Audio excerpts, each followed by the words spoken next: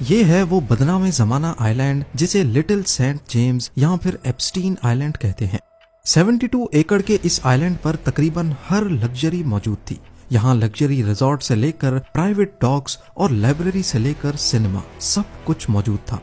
دنیا کی بڑی شخصیات کا اس آئی لینڈ پر آنا جانا لگا رہتا تھا، پر سچ یہ ہے کہ یہاں پارٹیز اور ویکیشن کی آڑ میں کم عمر بچوں کا غیر مناسب استعمال ہوتا تھا۔ رپورٹس ہیں کہ اسی آئی لینڈ پر کچھ انڈر گراؤنڈ ٹنلز بھی بنے تھے۔ کہا جاتا ہے کہ یہاں ان ٹنلز کو ایک خاص مقصد کے تحت بنایا گیا تھا۔ یہاں تو آئی لینڈ کا اسٹاف انہیں ایک جگہ سے دوسری جگہ جانے کے لیے استعمال کرتا تاکہ اوپر مہمانوں پر ان کی نظر نہ پڑے، یا پھر یہ ایلیٹ مہمانوں کے لیے ہی ایک اسکیپ روٹ تھا۔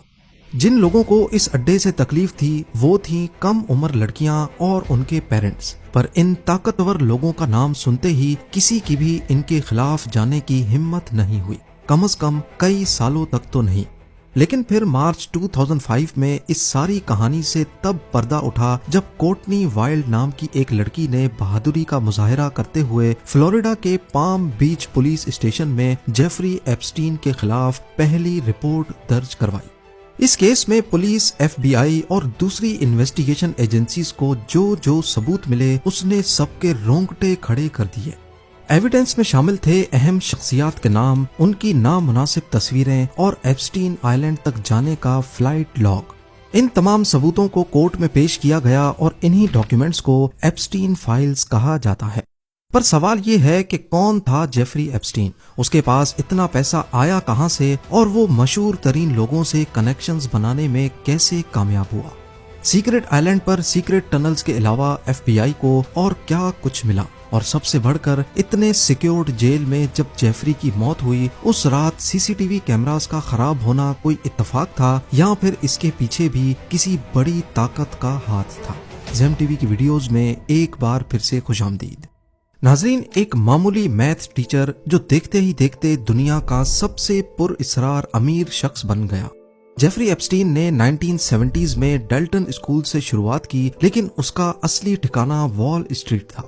اس نے وکٹوریا سیکرٹ کے مالک لیزلی ویکسنر جیسے بلینئرز کا بھروسہ جیتا اور ان کا پیسہ مینج کرنے لگا۔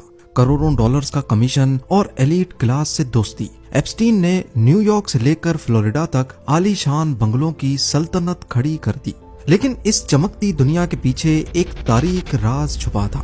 ایپسٹین اپنے پاور اور پیسے کے زور پر معصوم اور کم عمر لڑکیوں کا شکار کرتا تھا۔ یہ کہانی ہے ایک ایسے شخص کی جو دنیا کے لیے ایک بلینئر تھا لیکن حقیقت میں ایک بھیانک مجرم۔ مین ہیٹن کا سب سے بڑا پرائیویٹ محل، نیو میکسیکو کا 7,500 ایکڑ کا رینچ اور پیرس میں لگژری اپارٹمنٹس۔ ایپسٹین کی شاہی زندگی کسی خواب سے کم نہیں تھی، لیکن اس کی اصلی سلطنت کیریبین میں واقع 72 ایکڑ کا جزیرہ تھا، لٹل سینٹ جیمز، جسے ہم ایپسٹین آئی لینڈ بھی کہتے ہیں۔ یہاں پہنچنے کے لیے ایپسٹین اپنا پرائیویٹ جیٹ استعمال کرتا جسے میڈیا نے لولیتا ایکسپریس کا نام دیا۔ پر آخر اس آئی لینڈ پر ہوتا کیا تھا؟ دعوے کیے گئے ہیں کہ اس آئی لینڈ پر دنیا کے بڑے نامی گرامی شخص مہمان بنتے تھے اور یہاں انڈر ایج لڑکیوں کو ٹارگٹ کیا جاتا تھا۔ ایپسٹین کی دنیا میں صرف پیسہ نہیں، دنیا کے طاقتور ترین چہرے بھی شامل تھے۔ بل کلنٹن نے ایپسٹین کے پرائیویٹ جیٹ پر 26 مرتبہ سفر کیا، جن میں انٹرنیشنل ٹورز بھی شامل تھے۔ ڈونلڈ ٹرمپ بھی 90s میں ایپسٹین کے پڑوسی اور دوست تھے، لیکن بعد میں دونوں میں